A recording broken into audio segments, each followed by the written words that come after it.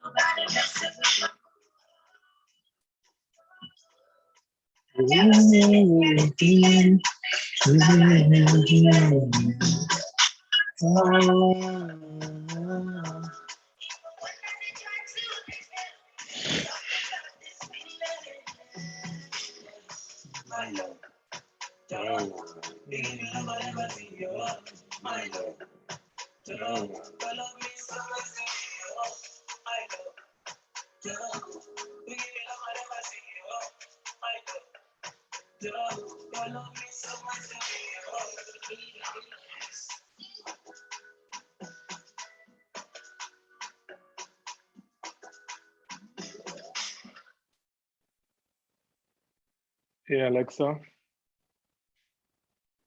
play Davido. Here's truck tunes.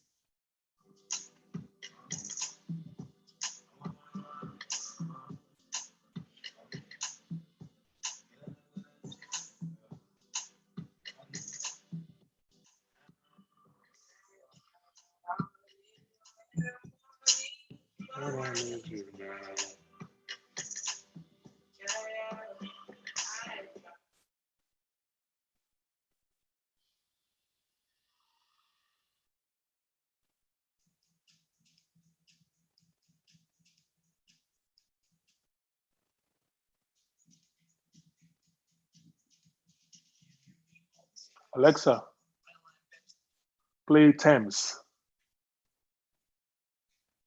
Tunes by Anderson Pop, featuring Kendrick Lamar on Amazon Music.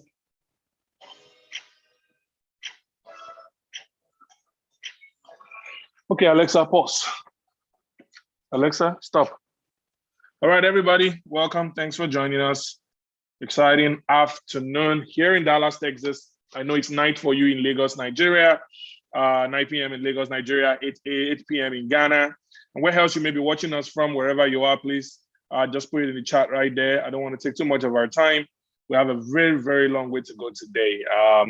Finance is big deal, all right? Money is big, big deal. And I just want to make sure that we are all on track tonight. I know there are people, if you're just joining for the first time, this is the third in series, by the way, of this webinar. So if you're just joining us for the very first time, we've had 2 other webinars in the month of July. Thankfully, July is coming to an end today. Thank God for keeping us all.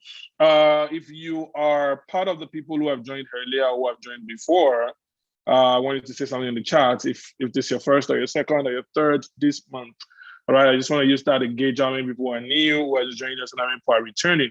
I see Folu, I see a bunch of folks who essentially are not new, to this session. All right, Alexa, stop. So I see a bunch of people who have joined, who have been part of this before, and who are joining again. So it's exciting. All right, we have the man in the building. Yeah. I've got my guest in the building. What's up? How's it going? Come on. This day finally came, We made it happen. And, I could only do it for you. Tomorrow's my anniversary. I'm at a hotel with my wife and daughter. My God. My wife is just giving me side eye. Which one is it again? You are doing session again. We're supposed on to your be anniversary, just tomorrow. Instead of you to chill. Oh my God.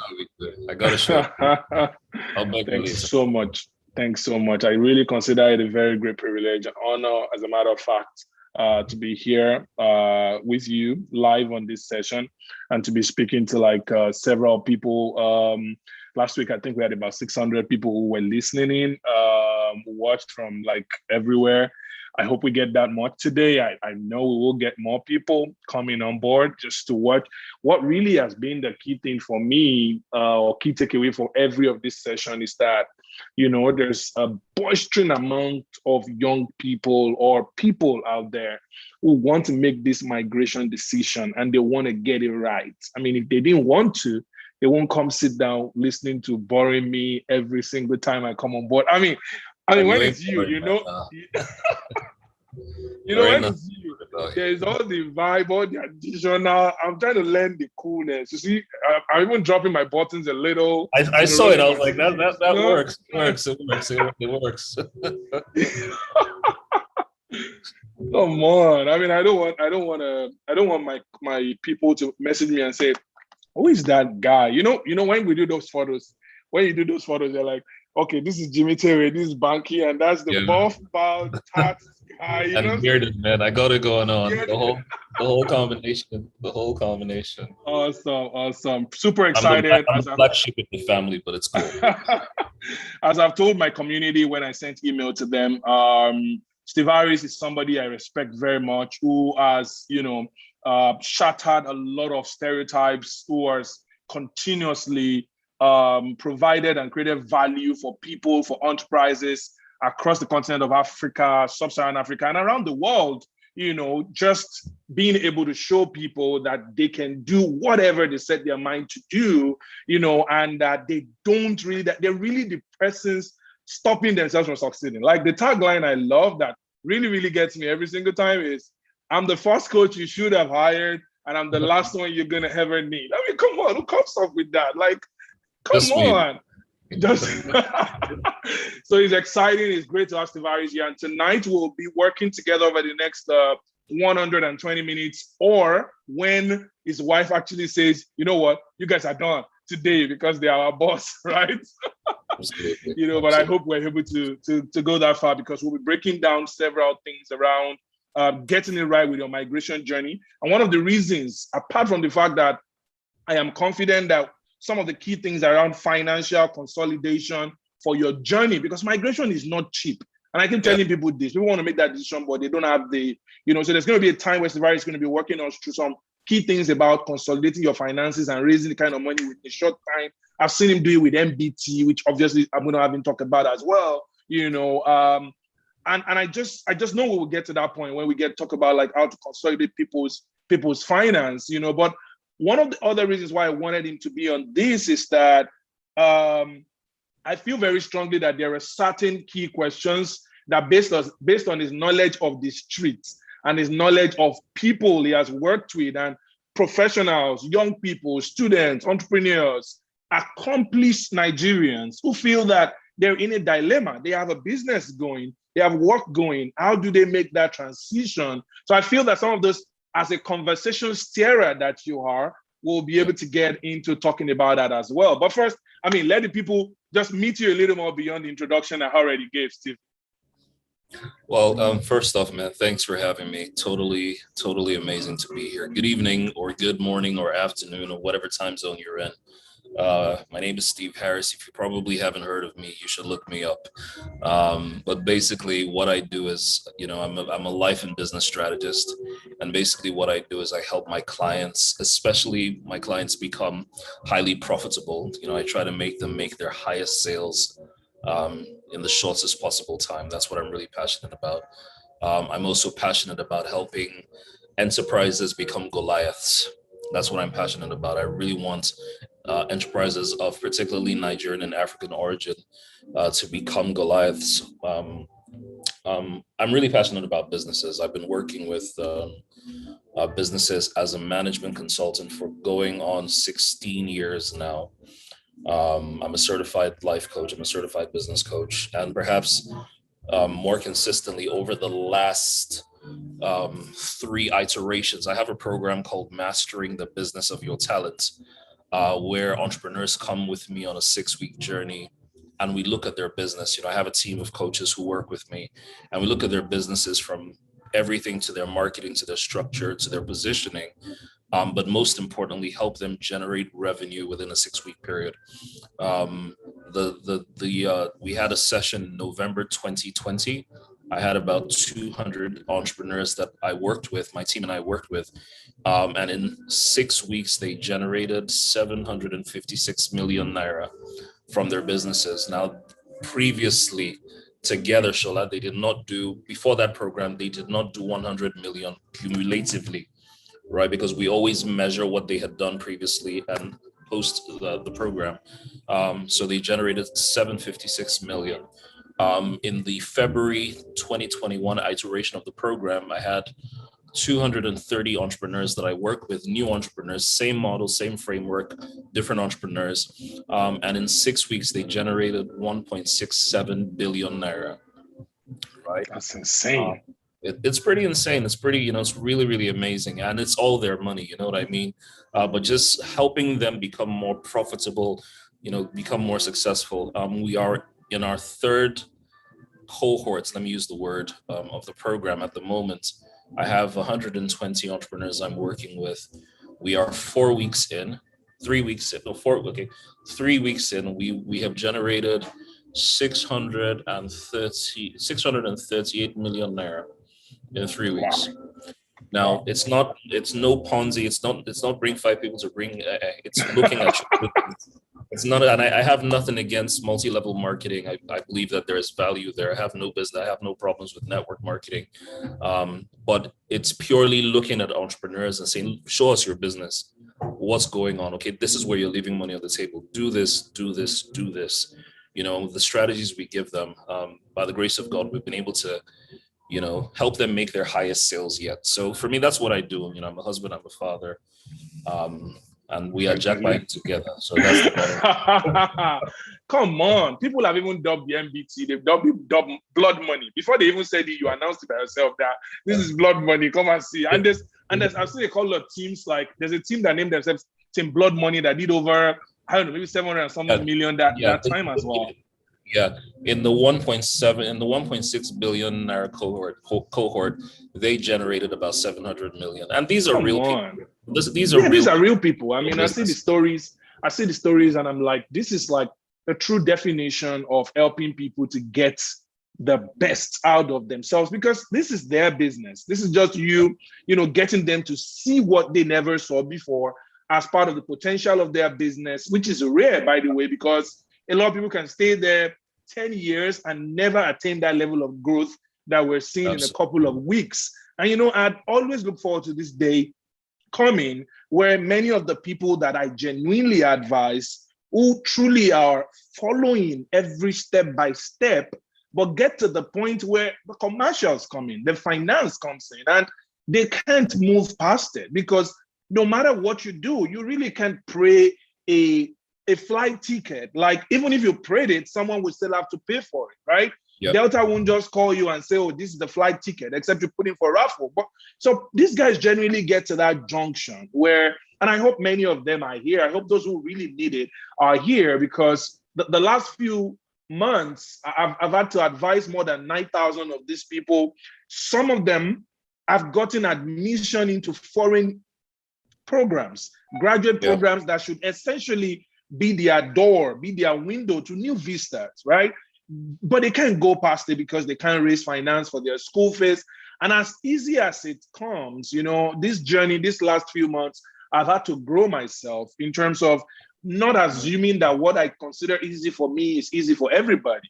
You know, I get into circumstances where I feel like, can't you just talk to somebody? You know, can't you just talk to somebody who can help with the sale of a property? Or can't you just tell a parent to do something? But these guys are like, you don't seem to know where I'm coming from. I don't have that kind of background that can help me to be able to do what you're talking about, Shola. I cannot.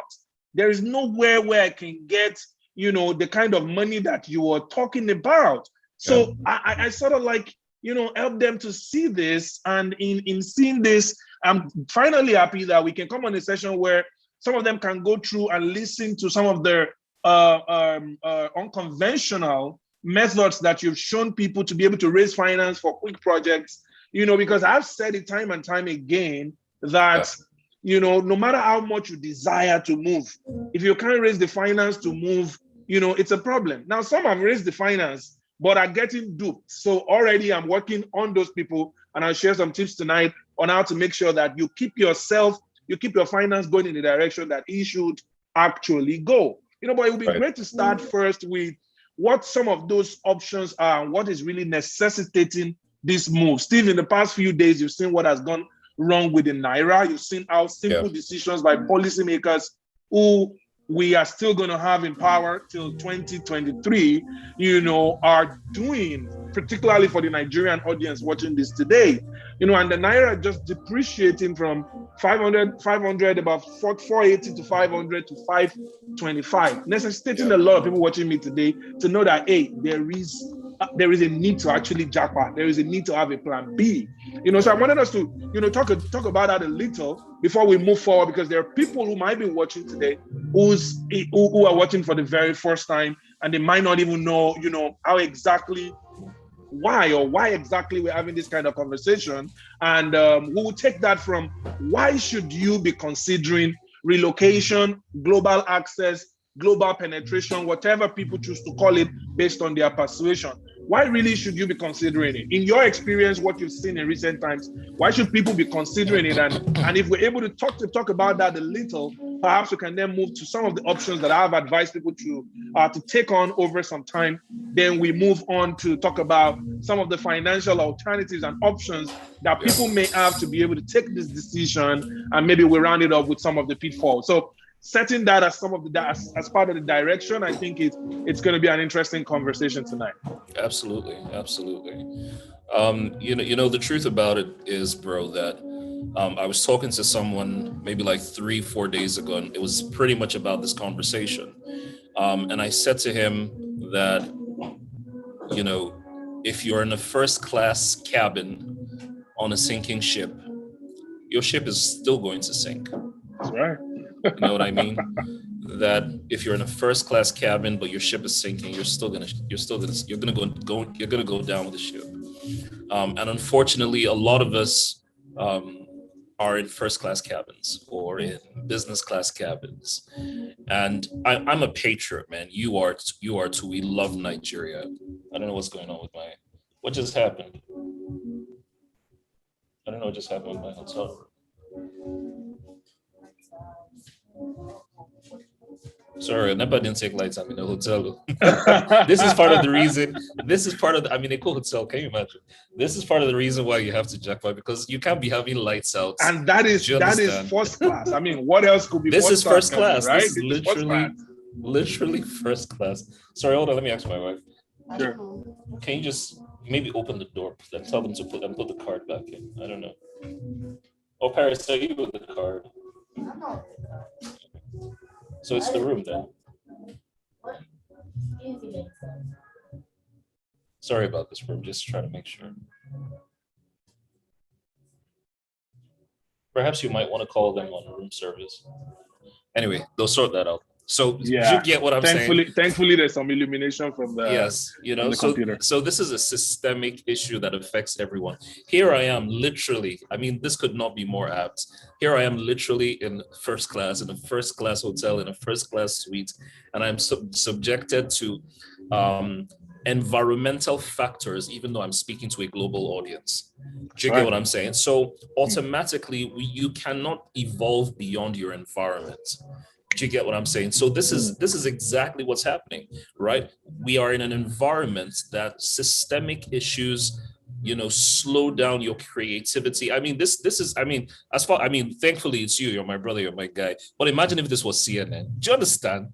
I'm screwed. Do you get what I'm saying? It's like, I left my house, I have a generator, I've got an inverter. Let's just say anything just happened, you turn, the lights go off. Now here I am in one of Lagos's first class metropolitan hotels and the lights go out. You know what I'm saying? So you cannot rise or evolve beyond the environments. There are environmental factors that are hampering our growth. And I'm a patriot and you are too. We love Nigeria. We bleed Nigeria. You know what I mean? We've been involved in politics in one way, shape, or form to see how we can make our country better. But it just seems like the country is hell-bent, allow me to say that, to slow you down. You know what I mean? And wealth is not, and I want to say this to everyone who's listening, wealth is not the amount of money in your bank account. Wealth is your ability to attract money to your bank account. I need to say this again. Wealth is not the amount of money that you have in your bank account. Wealth is your ability to attract money to your bank account, right? So don't just, be limited and saying, oh, Shala's talking about Japa, Steve is talking about Japa and this, that, I don't have money. First off, you must be abundant. You must have that mentality of abundance. And irrespective of where you come from, I was telling somebody the other day, I said, that, Shola, can you imagine? Research has shown that there are 430 billion birds on the planet. 430 billion birds on the planet. But Shola, there's no traffic in the air. That's abundance. That's abundance. Right? No space. That's abundance. There's enough space. You know what I mean? The sky is big enough for every bird to fly. The ocean is deep enough for every creature to swim. The earth is large enough for every creature to find its space. So if you think that your destiny is limited to your geography, you, my friend, are severely limited, because there are opportunities that will not come your way. Even God, when God wanted to bless Abraham, the first thing he told him, he said, leave your father's house and your kindred. I want to expand you to borders beyond where you currently are. So don't think that this is a disservice. Don't think that, all of this is not important. Yes, be patriotic, right? We all want what's best for Nigeria, but wealth is your ability to have options, and you must have options. So when my pastor, Paul Adefarison, came out and said, you must have a plan B, it all went viral, and, people said all sorts of things, but he was speaking truth to power. That's right. And he was clearly saying it. He said, these Negroes in control, they do not have a plan for you.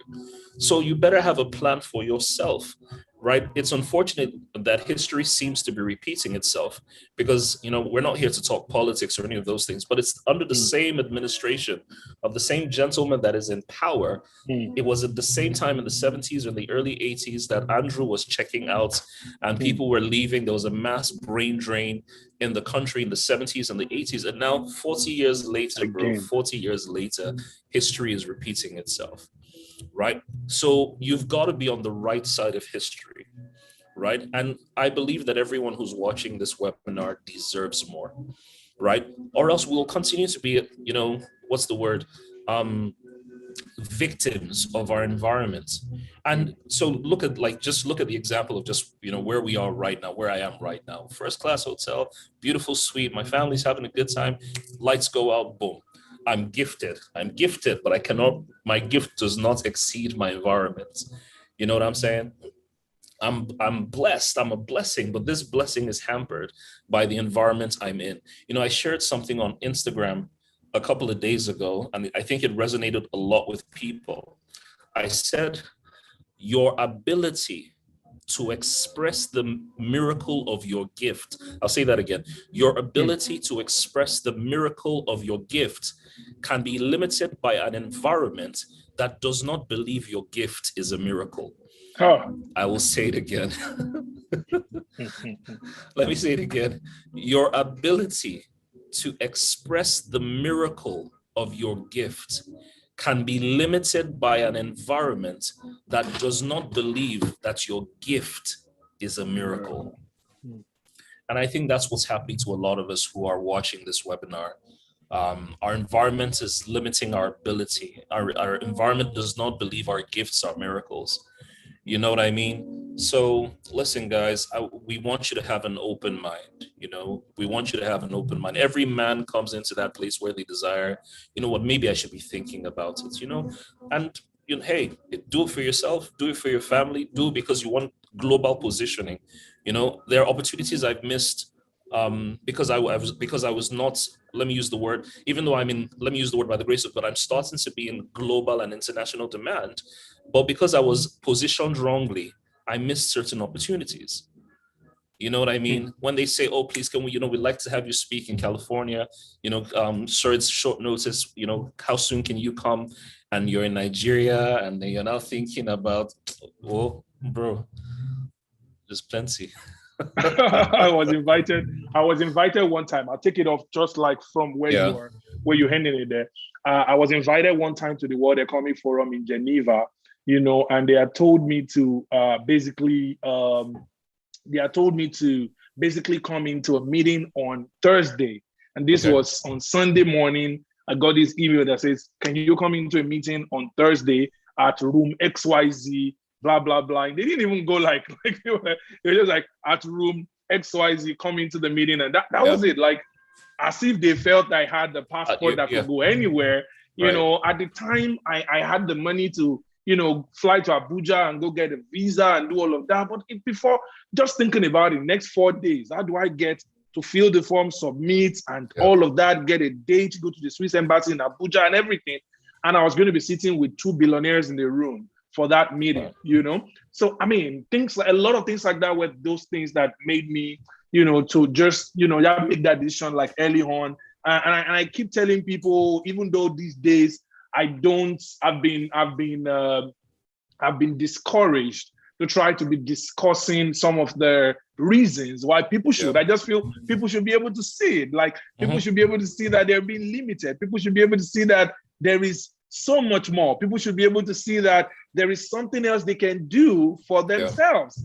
So I try to stay at that point where I'm like, I don't need to convince anybody anymore. No, but I'm just like, okay, those that are already convinced, let's see whether we can help them. But I mean, we can't stop. But that thing now. You know that story about frogs being put in a boiling pot, and they're cooking slowly. The frogs are the last to know that they're being cooked.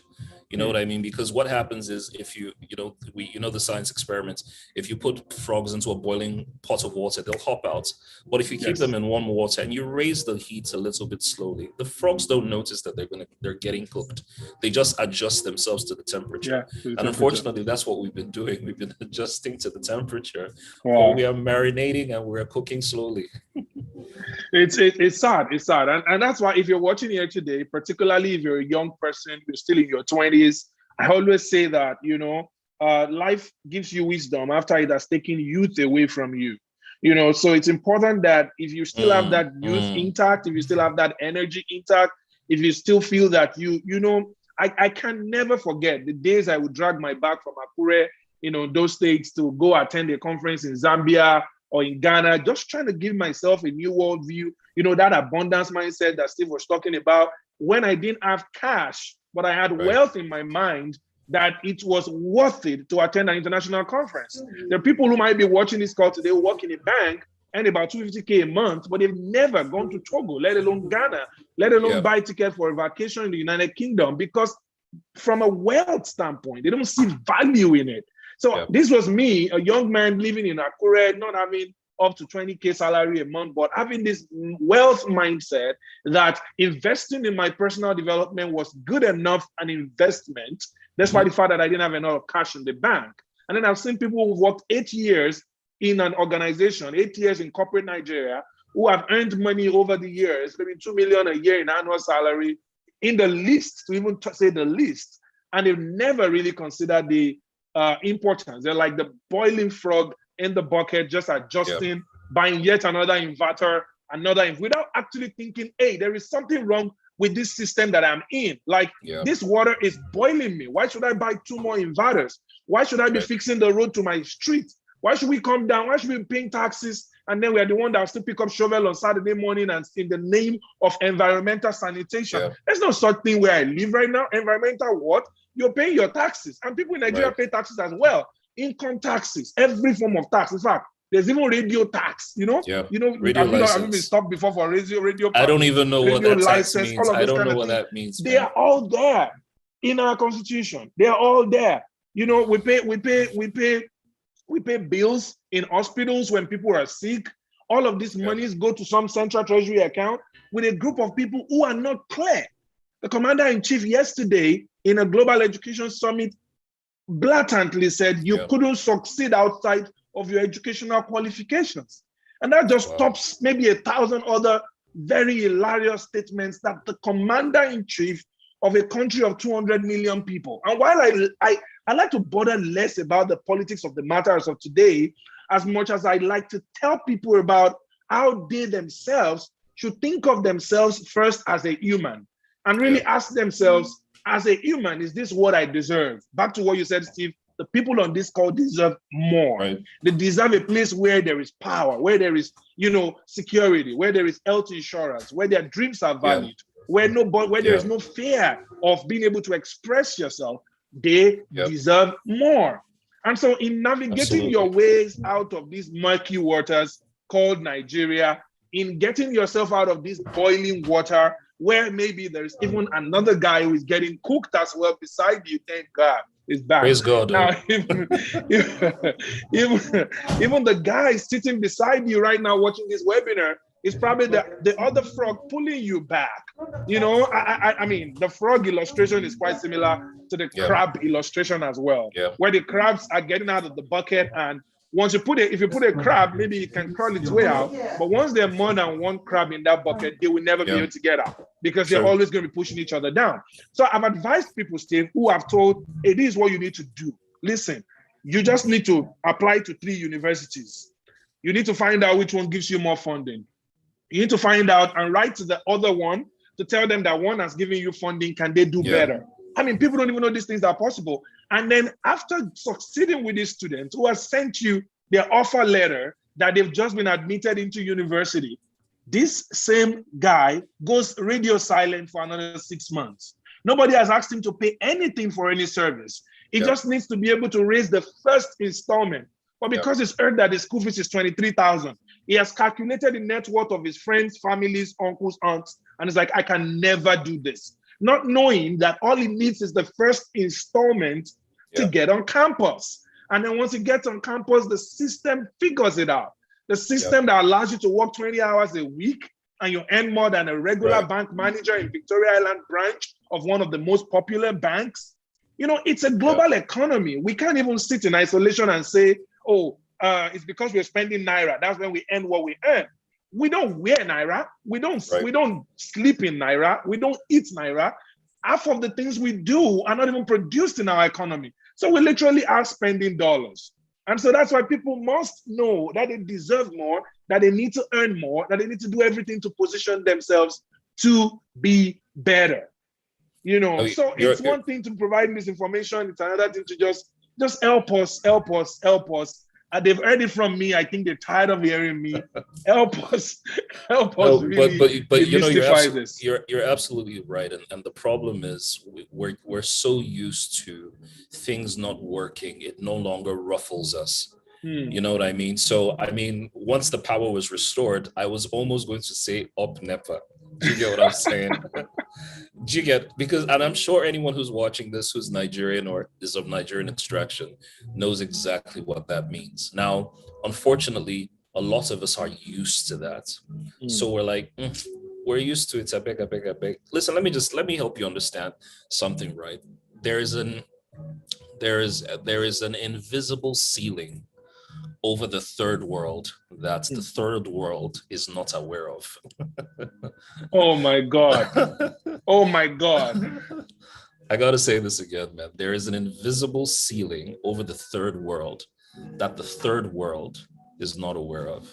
Steve, so, because I speak to people of different religious persuasions, I try to make my statements very religion agnostic.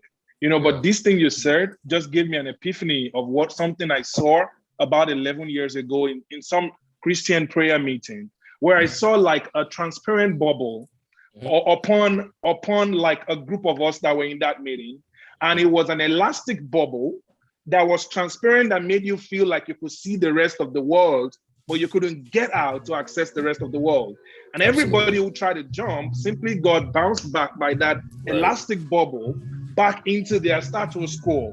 And I saw this and it stuck with me the last 11 years. And you're talking about this invincible bubble right now. I don't believe it's a coincidence. No, it's not. I mean, and you know, if we're wise, we'll realize. So for example, it's ironic that even though the federal government, for example, banned Twitter, I mean, in the 21st century, but that's a different conversation. But they banned Twitter. Now, a lot of Nigerians who needed to access Twitter started using VPN, right? And now the interesting thing about using VPN is you can be in any country in the world just by using a VPN.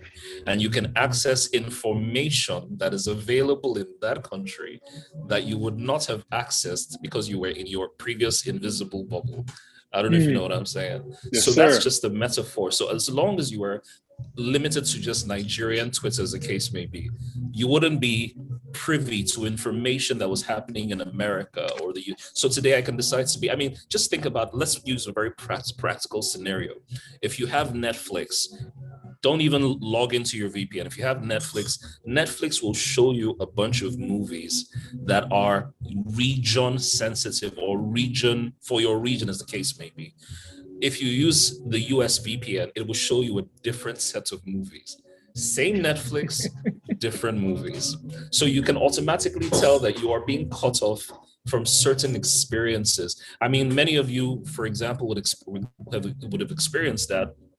There's certain websites that your cards are not accepted on. You know what I'm saying? But until you have maybe some sort of other app that can allow you to, go through a third party and reroute, you're just missing out on opportunities. So don't get comfortable with the fact that you are comfortable.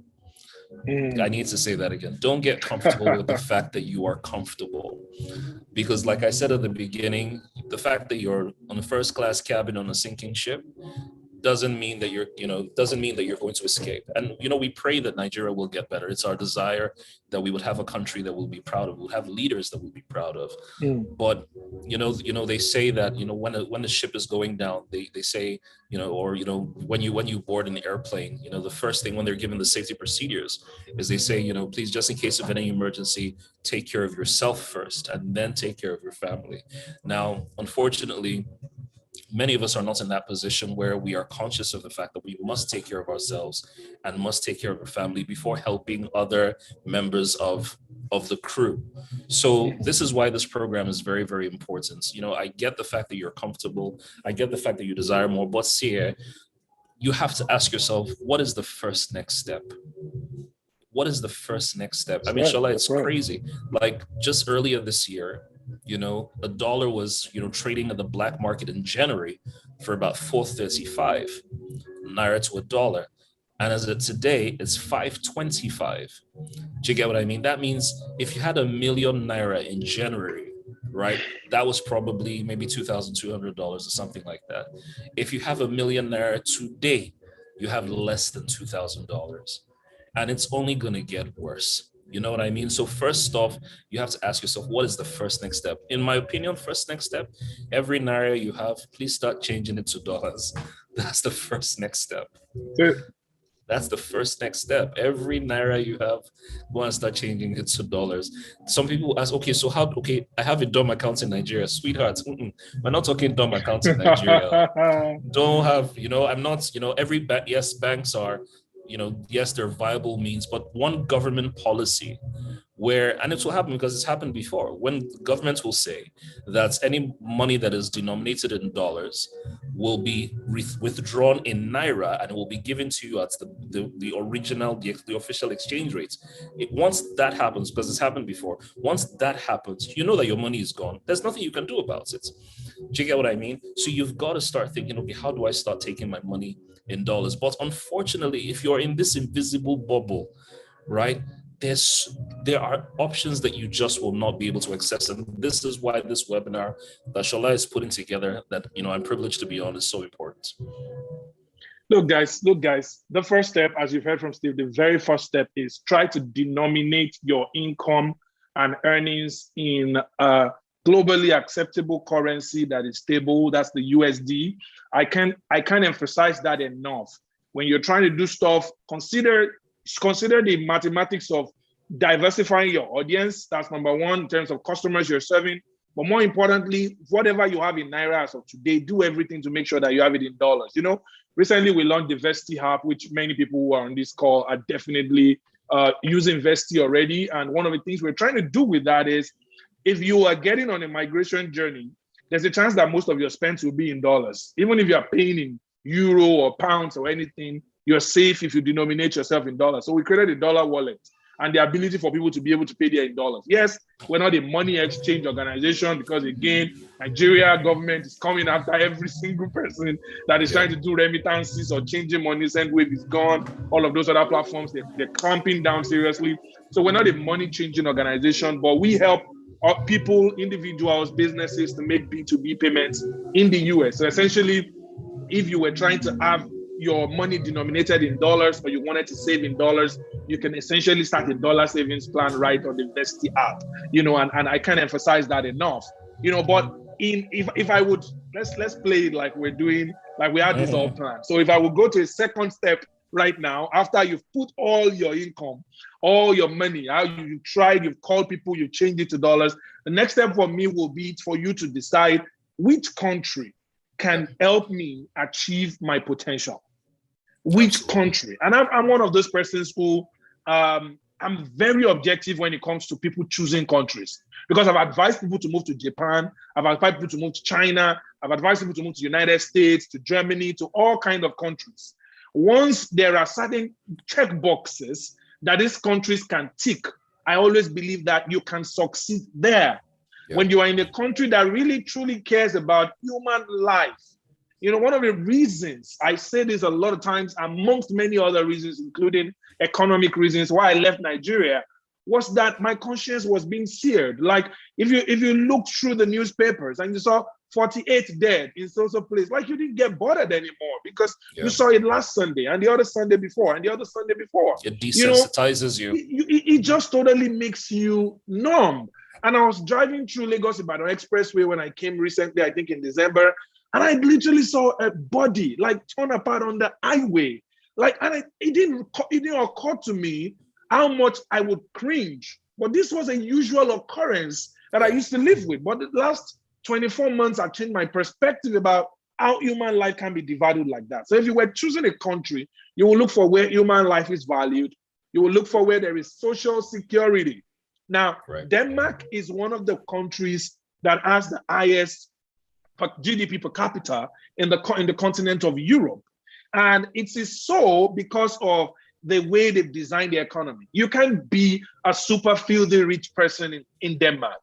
It's a socialist economy. They've designed it in such a way that if you lost your job for 5 years, you would live the same quality of life you were living when you were working with Google or IBM in the same country. They've done it in such a way that if you retire today, you would earn as much as you were earning when you were in your active working years. So you look at that, look at what age you are to determine where you can go to, what kind of drive you have.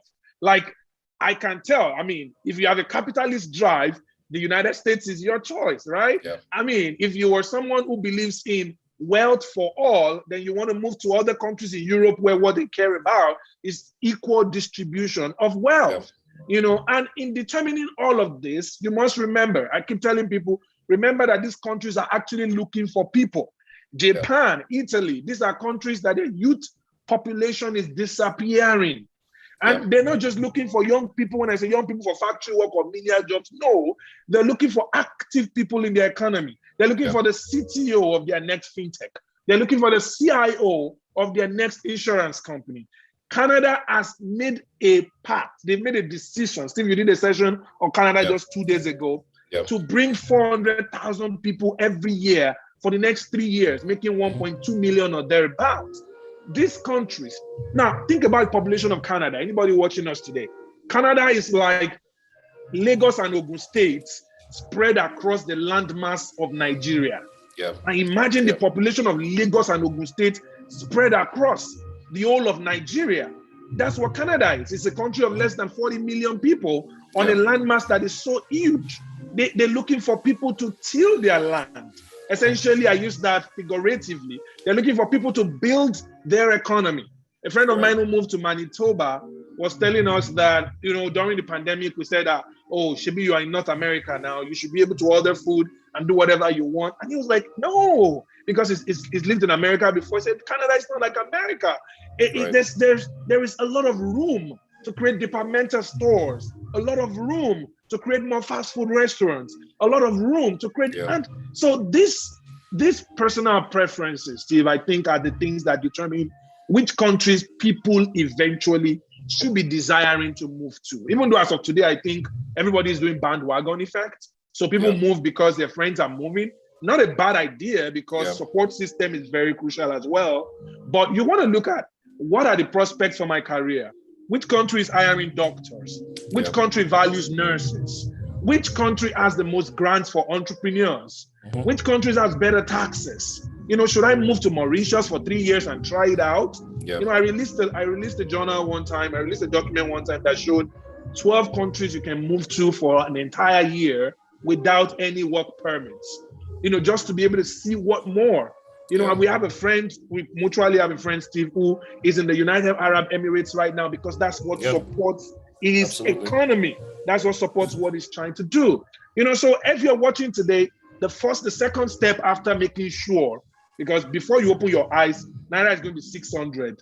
There's an analysis on Nairametrics that I read, and I'll probably share with you as well, on Nairametrics about what happened the last time the Nigerian government banned Bureau de change. Naira moved from 250 or so to 500 and something that same year. Same year. So the projection by financial analysts right now is that we're going to 925. So if you're not careful, like all of the Naira you have is going to amount to nothing. And you know, we also need to qualify that this is not the time to be afraid. You know what I mean? Yes, we're sharing the facts, but this is not the time for you to be afraid. You know, the Bible says that perfect love casts out all fear. That's right. Right? So, and I'm saying that from the perspective that you have to look at it and say, and it's the kind of questions you ask. So, for example, when you say, Shola, to me that $1 is going to be 925 Naira by Christmas, I'm saying to myself, thank God I'm earning in dollars. That for me is like yippee skippy yay. You know what I'm saying? Yeah. Let's earn in dollars and dollar spend in more. Naira. Yes, and Do you get what I'm Naira. saying? So, but if you don't have the transferable skills, which I believe is point number 3, right? What transferable skills do you have that can jump economies? You know what I mean? What transferable skills do you have that can transcend economies, right? So for example, you may be a lawyer in Nigeria, which is great, but when you go into the US, you would have to write a bunch of exams, write the bar all over again, and you now recognize that your understanding of law is not globally relevant. Do you get what I'm saying? You may be a doctor. You will recognize that when you move to the US, you don't qualify to be a nurse. Do you get what I'm saying? So your skills may not be transferable, which is why we talk about, and Shola, you're an expert at this, which is why we talk about things like the gig economy. That's right. You know what I mean? What skills can you know, people are, you know, if you do a Google search of what are the top skills that, you know, people are looking for right now, you see things like copywriting. You see things like creative concepts, you know, critical thinking, you know, but, you know, you just say, oh, I'm a lawyer, I'm a doctor, but, you know, which is why, unfortunately, and, you know, we're not trying to knock anyone's hustle, which is why we find that when people Japa and they don't have transferable skills, they start at the bottom of the food chain. The pyramid, that's right. They start at the bottom of the food chain. And you hear that, you know, the guy's working as a janitor, he's working, you know, he's cleaning bodies and stuff like that. There's dignity in labor. Do you get what I'm saying? So we don't knock anyone's hustle. But the reason that person is working that, so to speak, dead-end job or working 3 jobs is because that person, to some degree, may not have transferable skills that are relevant to the new economy. So the question we have, you know, I have for you is, do you have transferable skills that are relevant to the new economy? Which is where positioning comes in, because the purpose of this webinar, the purpose of what Shola keeps talking about like a broken friggin' record is, you look, guys, is one thing to Japa, is another thing that's they are waiting for you to come. I don't know if you know what I'm saying, that you blend in instantly. Do you get what I'm saying? So do you have transferable skills that are relevant to the new economy? And those are the kinds of questions you need to be asking yourself. This is the time to pick up a skill. This is the time to say to yourself, okay, beyond my training, right? How do I leverage the gig economy? If you don't know what the gig economy is, you are, no disrespect, you are already at a disadvantage. That's right. Because you don't even know what that means. You're already at a disadvantage. Do you get what I mean? So do you have transferable skills that are relevant to the new economy? Do you get what I mean? I know people who are paid to copyright, you know, write copy for people. I mean, Shola, you know this now. There are websites in the US globally that Nigerians cannot access because of that invisible bubble. Yes. And whether you have VPN, you cannot, even with VPN, you cannot access it. Off of the news of Hush Puppy on CNN Africa just this afternoon, there are many more companies that would create IP restrictions for any of their services going to Nigeria, because the cost of cybercrime is that they need to hire 4 to 5 more analysts that are on $120,000 a year. So they would rather say, evaluate how much we're making from that country versus what we need to pay to be able to sustain our business in that country. So they just block you out. So I mean, and today, thankfully, people like John Obidi have helped a lot of people to be able to see what more can be done to access VPNs, to get tools that can help you, you know, sort of like navigate the unfortunate restrictions that just being Nigerian has put you in. So it's important. Those skills are crucial. Copywriting is there, and people earn as much as $2,000 just on one copywriting gig. Some people write swipe files, 30 emails of swipe files, and they charge $1,000. I know a babe here in Plano, Texas. She charges $1,500 for a chain of like 7-day marketing emails. And she's making a lot of money off that. Now, some of these things require you to learn, to gain these skills, but what else are you doing? You're going to be watching 90 days of BB Niger anyway. I started, me, I launched a 90-day migration challenge. I didn't even remember it was starting on the same night Big Brother Niger was supposed to be starting. And I'm going to be doing a research right now, Steve, to basically find out what difference actually happens with the guys who choose to move with me on this 90-day migration action challenge. There's about 700 of them versus those who just fold their hands and just watching 30 adults in one house doing what essentially would support their own trade but add no value to your own existence. Nothing. You're not going to the UK or the US embassy and they're going to ask you who's the, which housemates won the last challenge in Big Brother Niger. That is not value to who you are, fam. That's not value to who you are. And I'm not knocking BB Niger or Big Brother. They have an economy. They understand what they're doing. They have their economy. It's an economy. They get it. You know what I'm saying? I did the math. Maybe the 2 BB Nigers ago, and I said I calculated and I said how much did these guys just make on SMSs alone? Projected, Shola, they made about 5 billion naira on SMS. Oh yeah. So how much is 40 million? Just like that. How much is 40 billion? They're attracting 2 billion naira in sponsorships. Like that. You know what I'm saying? They have their economy. So what is 40 million to give to the winner? I don't even know what the prize money is. What's that? That's a drop. That's like 0.01%.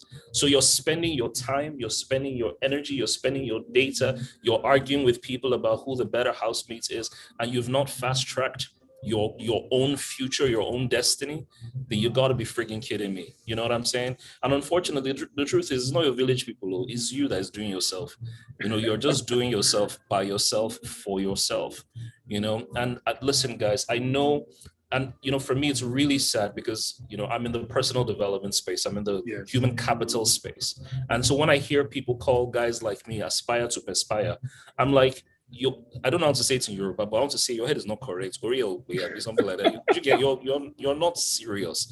Do you get what I mean? Because I say that because what greater value is there to set someone free from the shackles that they did not even know were holding them? Do you get what I'm saying? What you're doing right now, Shola, is you are, see, please forgive me. I'm not exactly, I am spiritual. I'm spiritual. But, when Jesus says, he quotes the scripture in Isaiah, it says, the Spirit of the Lord is upon me, and he has anointed me to declare good news to the lost, recovery of sight to the blind, freedom to those who are incarcerated, and so on and so forth. Shola, we are fulfillment of that scripture. That's right. So when Jesus is saying, good news to the poor, good news is you can Japa, they have options. That's good news. Recovery of sight to the blind is that you people did not see opportunity. Let us show you the opportunity here. That's right. Freedom to those who are incarcerated. You people are in a Nigerian jail cell with an invisible bubble and you're cooking slowly, but you guys don't know you're marinating, right? There is opportunity. This is gospel. This is the good news of the kingdom that should be preached. That there is more, you can be more, you can do more, you can have more. But guess what? You don't have time. You're running out of time. You see, time is finite. Energy is finite, time is finite. If your budget for a month is 5,000 naira for data, and you are saying you can't download migration challenge, people have harassed me. I've done sessions for 3,000 people on YouTube, and I see in comment. I stop reading comment sections when I'm running this because there's some random guy lying down on one tattered pillow somewhere in Nigeria who goes on and types maybe and tells me, maybe somewhere and tells me and tells me, what are you even saying? Why can't you do this on Zoom? You are eating my data. And I'm like, this guy just finished watching comedy show. Anyways, time is finite, energy is finite. For those of you that are serious about it, the same amount of data you're going to use to stay on Canada immigration website. You know, it's the same amount of data you're going to use to be watching maybe Nigeria Friday night games, all right? Focus, so you got to decide, what are you going to do with that? What are you going to do with that? Like, when I look back, because I'm privileged to be part of, you know, and as much as my family, like my immediate family, slightly superstitious, they won't let me brag about some of the things that I'm supposed to as essential to my work. You know, I've been recognized as an alien with extraordinary ability in the United States. And when I look back to the amount of work, this is grace, providence, I'm grateful to God. But when I look through and I see some random workshop I did in year 2012, and the sacrifices of living in a lock-up shop, you know, and having to still, you know, carry 50 naira in my pocket to go to Zambia, or empty my bank account to take my wife and my 2-year-old daughter, 1-year-old daughter to a conference in Johannesburg to volunteer. And I think about all of those things. I can't but say that, and I think there's some premise around that, even under God, where you can sort of look at yourself and be proud of yourself, and be proud of that labor, and be proud of that commitment that you make, that you are still making. So I'm thinking of programs to attend at Carnegie Mellon. I'm thinking of programs to attend at Kellogg's. Another person is taking that money, using it to do something else. And 10 years down the line, we look back and somebody would say, he just did aspire to perspire to do. Well, come on now. Yeah, and just for the record, for those people who are watching, Kellogg's is not the cornflakes, so it's the business school. It doesn't mean Kellogg's cornflakes, so it's the freaking business school. You get what I'm saying? But you're your humor, right. Your humor is one of the reasons why more people always like, you know, you're so endearing, you know, when you do that. No, but we gotta keep it real. Yeah, we gotta keep it real. So for everybody watching right now, I want to give a quick, just because we're like right on the hour, you know, and before we just move on to like being extremely careful in terms of who you are dealing with, I wanted to walk you through the journey of a regular immigrant that is not an exceptional ability person. Now, exceptional ability persons, I've shared on my Instagram page. If you're not following, go check it out at Olusola Amusan. I've shared on my Instagram in the past specifically about how, you know, countries are looking for people of extraordinary ability everywhere. Philippe Megwelu couldn't have been restricted to Nigeria. A friend of mine, Ibukun Adebolu, he was my best man. And the year we got married, he came to my house and said he's leaving for Japan to do a master's PhD combined in satellite engineering or something like that. 2 years later, he launches one of Nigeria's first satellites that went on Elon Musk SpaceX, you know, to the International Space Station. I mean, this guy, we grew up together in Modakeke, in Akure, went to Futa together, you know, and his life has just changed. His dreams have become a reality because he changed his environment, right? You know, so those kind of exceptional ability people, Japan is not going to leave him alone. America is not going to leave him alone. The United Kingdom is not going to leave him alone. These countries want him, right? If you are a knowledge worker in Nigeria, you published a book that 1,000 people have read, you're a leader of some sort. You know, if you've won an athletic, you've been an athlete and you've been decorated as an athlete, you know, you've done something that's remarkable, you fit into one of those extraordinary ability programs, but you have to read about it. I wish I had enough time to walk you through, but United Kingdom has it. Tell them I said so. United States has it. Germany has it. They all have these several fellowship programs that will give you a red carpet, literally a red carpet rolling in front of you for you to move into their country. When you were watching and you were the guy who will call yourself a regular guy, all right? You've decided not to listen to the aspire to perspire that will help you believe that you're special. You want to say you're regular. I want to show you how a regular guy can move the path. And the regular guy's best opportunity is education. I can't say this enough. Even if you feel so arrogant or, ignorant to believe that you are at one age already, so school is not your option, which is crap, by the way, because even if you're 60, you can go enroll in a master's program and there is no such thing as an age limit. I've never seen any school that says that you must be between age 18 and 35 to come to our university. So it's one of the clearest pathways if you know anybody who wants to move to the US, who wants to move to the United Kingdom, and they're not clear how they can move even if they are 60, if they have resources, ask them to go back to school. If they say they're going back to do a master's program, or now, listen, many of these countries are aware that people want to move by coming to school, but they don't mind. They don't mind because adding to their economy. If you go to the United Kingdom today and you study in University of Sunderland, or you study in Coventry, or you study in Norwich, wherever you choose to study, or Leicester, I'm trying to mention schools that are not even considered some of the top schools in the United Kingdom. I didn't mention Oxford, okay? Right. So if you get into any of these programs and you graduate and you get a £63,000 a year job, a year, don't forget that for you to get 63,000 from any employer, you have actually made about £630,000, to say the least, for them. If you work in technology, you've made $6.3 million for them. Because if the company will hire you as an engineer at Microsoft, or an engineer in IBM, or an engineer in Slack, Asana, any of these companies. So many of these countries have realized that they're actually taking more from you than they're giving you. So it then becomes like the most logical path to be able to build their ecosystem, their labor force, with you paying your way through. You're literally paying for them to bring you in as a worker. So that's one of the most regular ways, ladies and gentlemen, regardless of your age. Countries like the United Kingdom, through their Home Affairs Department and through their ambassador to Nigeria, have actually even made video commitments to say that they gave 17,000 people UK visas in the year 2019. They want more people. So that's like the lowest bar point. What would it cost you to open the website of 7 universities on your laptop, your mobile phone as we speak? Find the courses that you're interested in. Find those who don't have application fees. If you're committed to your personal growth, I would say choose the schools you love, even though you have to pay 7 application fees, and apply. Send them your transcript. They will send you a conditional offer of admission for this next coming cycle. When they do that, it's as simple as this. Why then, Steve, would you want to speak to somebody who just tells you, I'll do the admission for you? That's what Nigerians want. They don't want to listen to this breakdown. It's like, who will do the admission for me? The guy says 1.3 million. He himself has never. He has never gone past the Lagos airport.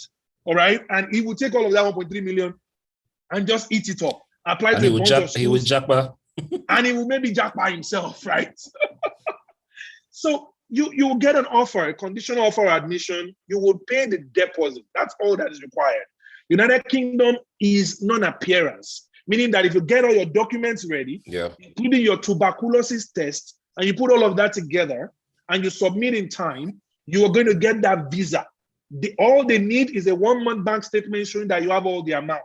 Luckily, they've designed their bank statement proof of funds in such a way that what they care about is the statement. And I'm not going to say more than that.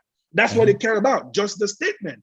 They're not like Canada, where when you are at the port of entry, they're going to ask to see your balance on a case-by-case basis.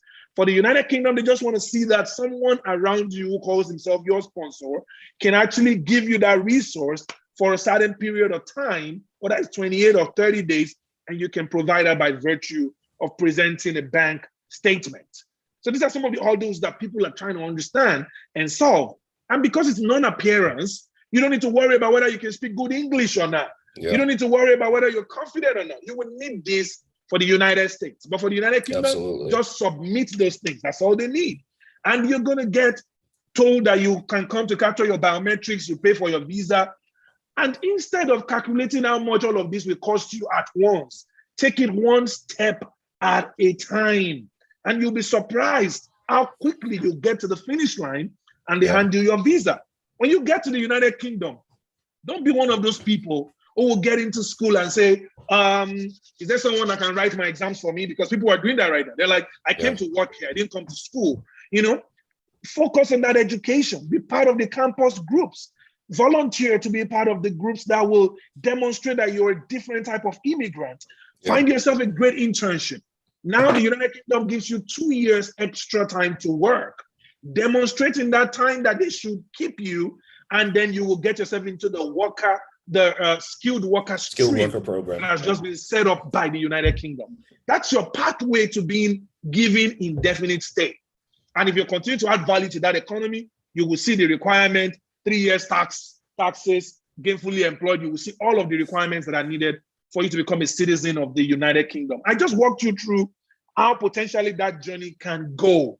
And for those of you who are hustlers, who feel like you want to be in a capitalist economy, but they've rejected you 4 times from the United States Embassy, just go on and get to the United Kingdom.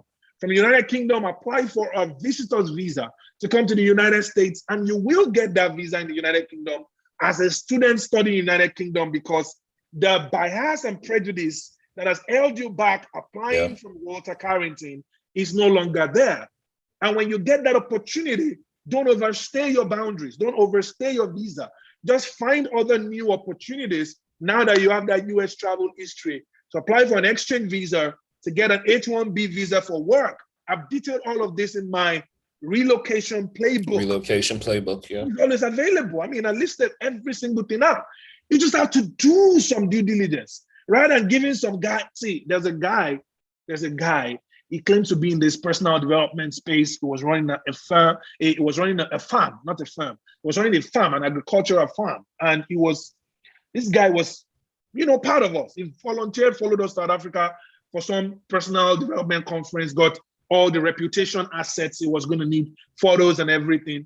Came back to Nigeria and took, I think about 200,000 from 22 people. It was about 4.4 million, and told them he was going to take them to a conference in the US or something like that. And that was it. He took all of that 4.4 million and moved to the United States. So recently I heard, in his Nigerianness, I heard that some pastor told him he had to return all the money, but he had moved to the United States already. So he started calling back all we collected money from and started returning their money as if he had borrowed it like a loan. You know what I'm saying? But I mean, the point here is that these people's expectations have been dashed only because they didn't care about researching, just making a Google search. If you're dealing with if you get any letter from any agent, any consultant that doesn't have the top level domain of the country that you're applying to, if it's the US, it is .gov. If the information is not from .gov, it is not valid. If the information is not from .gov for the US, it's not valid. For the United Kingdom, if it's not from their, ac.uk, you can never get any domain, okay, that is any university that says it's in the United Kingdom and it's .com or .com. If it's not .ac.uk, do not apply, do not pay. So these are some of the things you use in checking for yourselves. If it's not coming from the government of that country, the top level domain for the United Arab Emirates is .ae. So if it's not anything .ae, you know it's not for you. And if a consultant is talking to you about moving abroad and he himself has not moved, be wary of this. Be very wary of this. Now, I'm not saying there are no established educational consultants. That's not what I'm saying. I'm just trying to say that there is a very strong chance that the person trying to show you the way most likely knows the way. All right. And once they start asking you for money upfront to pay for a job, to pay to get a job, once they're asking you money upfront, there is a problem. For the United Kingdom, Steve, I would say people should work with representative of schools who get paid by the schools.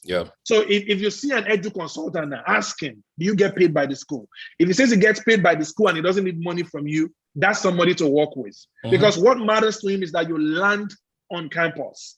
Because if you don't land on campus, he doesn't get his money. He doesn't get paid. Okay. So if there's someone here who is a family person, you feel you're older than what Nigerians consider school age, I'm saying give it a second thought. Think about your family, particularly if you don't have the kind of funding for investor visa, for extraordinary ability, you don't have the profile and you can't suddenly create it.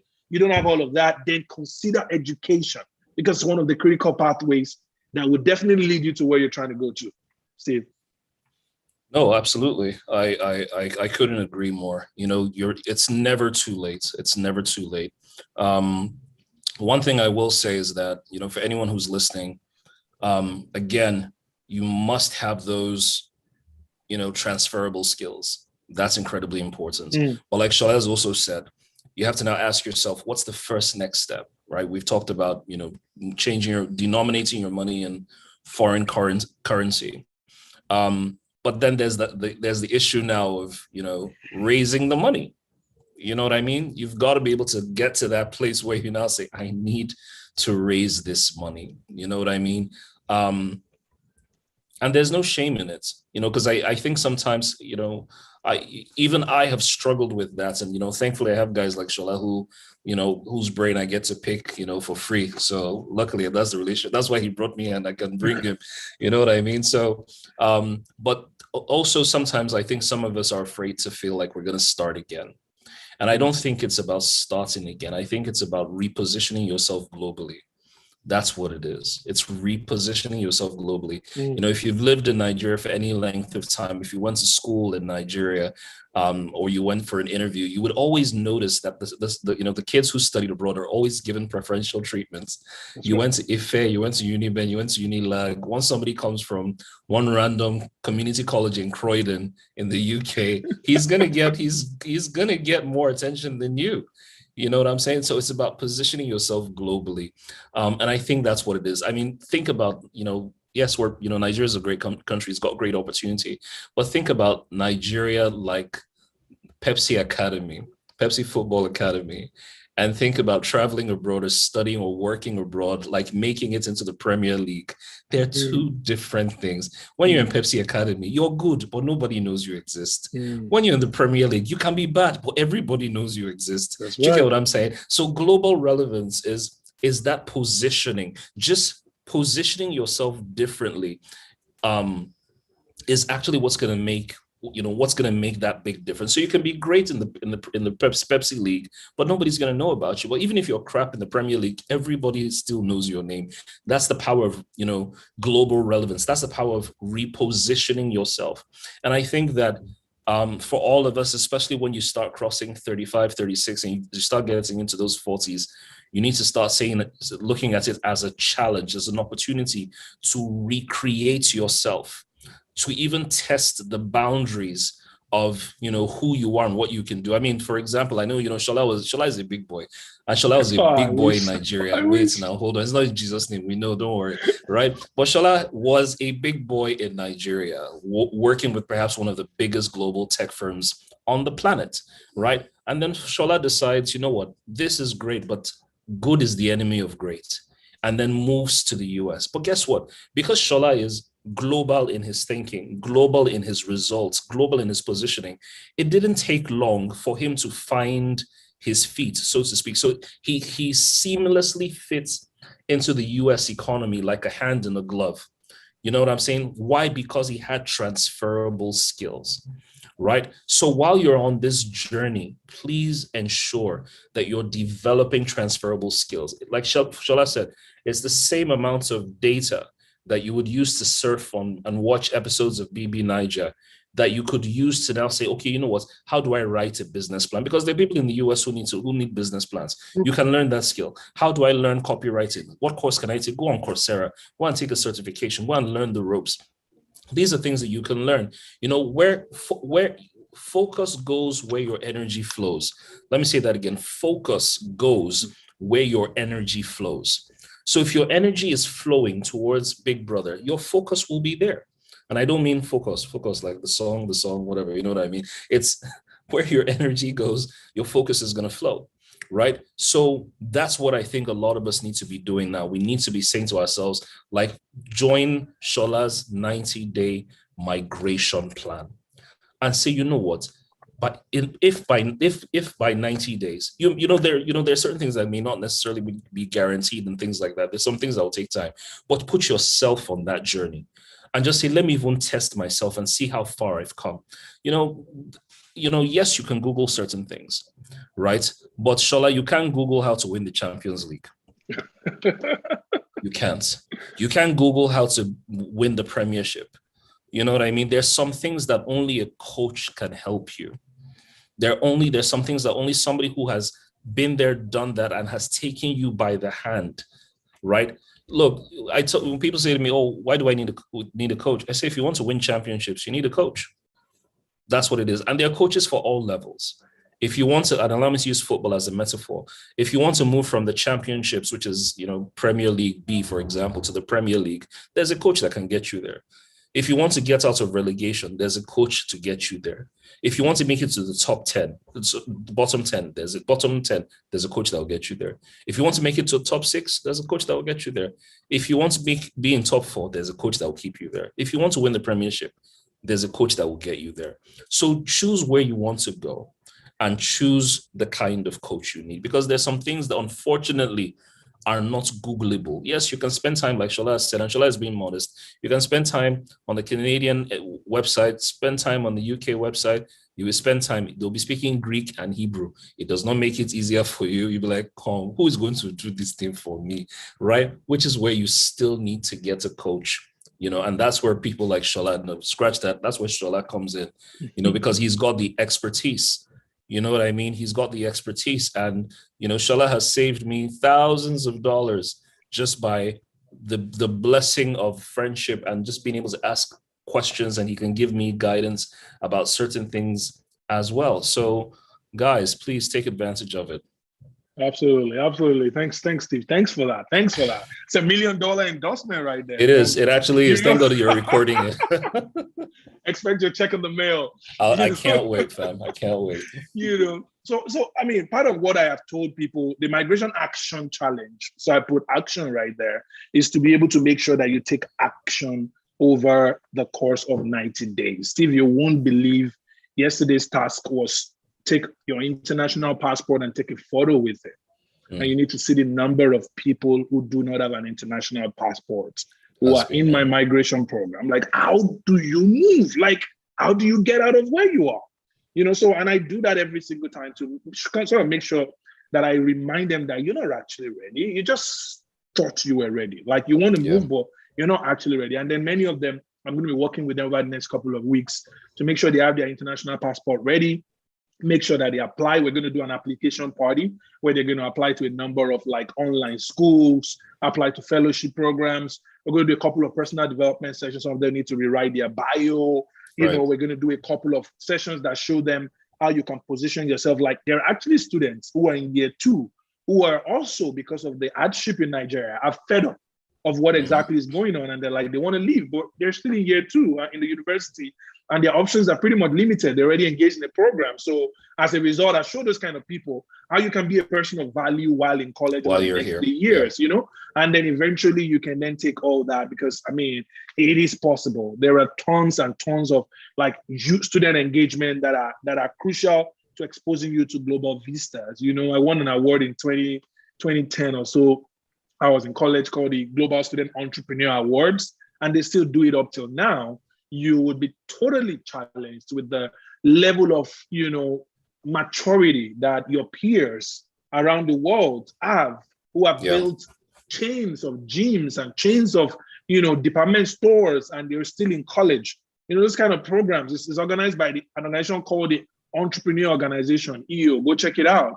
It's amazing that that's my focus for that program over the next 90 days, and already I closed the doors already, but perhaps tonight, because I have about 700 of them there, was hoping it was going to get to 1,000, but clearly, these days I just shut the doors regardless. I'm like, okay, the ones that are serious are going to get on with it. But I think tonight, because a bunch of people who have reached out, probably going to open it for another day if they can catch up with the last 3 requirements of that challenge, And that said, if you have the Vesti app and you have not updated it, please go on to update it. I'm going to say a few things about the Vesti app, some of which I think maybe Steve might be hearing for the first time as well, in terms of updates since we last talked about my efforts around migration. So for those of you who don't know, 25th of October last year, the commander-in-chief of the most populated Black nation on earth made a very depressing speech for many of the young people. And that night I vowed to, it was on October 20th, I think, after the whole thing, I think 2021. And I decided to organize a webinar just a couple of days after that had more than 4,000 people in attendance. And after that webinar, I'd been advising thousands of people, just on what decisions to make. A good number of them already arriving in countries of destination, people texting me, like some of the best text messages I wake up to these days, Steve, is my family and I just arrived in Kansas, Missouri, or my family and I just arrived in the United Kingdom. And I share all of that. I share all of that with the groups to just say these things are possible. And then we decided, hey, how much can I do as one person? And that's why we created the Vesti app to enable you get access to thousands and thousands of providers, and service providers around the world, and also get access to our 2 a.m. in the night. You can be suffering through how to move to Australia right on the Vesti app. And that's why we created it. And very soon, we're creating step-by-step algorithm that can allow you to be able to determine what it will cost you overall to be able to get there and get access to programs, opportunities that would allow you to be able to raise that kind of finance. So if you haven't checked it out, go to www.wevesti.com, and then you'll be able to download it there. Still in that 6 months of preparing to create the app, after we launched on May 1st, we won a pitch that gave us $100,000 at a valuation of $1 million. And we're currently doing our seed round at a valuation of $5 million, something that started out of like the frustration of the speech of the commander-in-chief. You heard what Steve said when he said, if Shola says Naira is going to 925, man, I must be excited because it's just about doubling up on all of the products I'm selling to the world, right, Steve? Some people see the problem, some other people could see the opportunity. Wait, I have a question. How come I'm not in that seed round? Hello, I thought me and you are bros. How far now? What's going on?